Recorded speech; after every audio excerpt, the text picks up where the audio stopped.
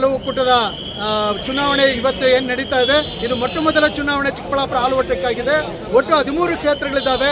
ಅದರಲ್ಲಿ 2 ಮಹಿಳಾ ಕ್ಷೇತ್ರಗಳಿದ್ದಾವೆ. 2 ಕ್ಷೇತ್ರಗಳಲ್ಲಿ ಮಾತ್ರ 3 ಜನ ನಿಂತಿದ್ರೆ, ಉಳಿದ ಎಲ್ಲ ಕ್ಷೇತ್ರಗಳಲ್ಲೂ ಕೂಡ ನೇರ ಸ್ಪರ್ಧೆ ನಡೀತಾ ಇದೆ. ಒಬ್ರಿಗೊಬ್ರು ನೇರ ಸ್ಪರ್ಧೆ ನಡೀತಾ ಇದೆ. ಇಲ್ಲಿ ಈಗ ನಾವು ಪರಿಸ್ಥಿತಿ ನೋಡ್ತಾ ಇದ್ರೆ, ಬಸ್ಗಳಲ್ಲೂ ಕೂಡ ಬಂದು ಇಳಿತಾ ಇರೋದು ನೋಡ್ತಾ ಇದ್ರೆ, ಯಾರಿಗೆ ಓಟ್ ಹಾಕ್ತಾರೆ, ಯಾರಿಗೆ ಓಟ್ ಬಿಡ್ತಾರೆ ಅನ್ನೋಂಥದ್ರು ಕೂಡ ಕುತೂಹಲ ಕೆರಳಿದೆ.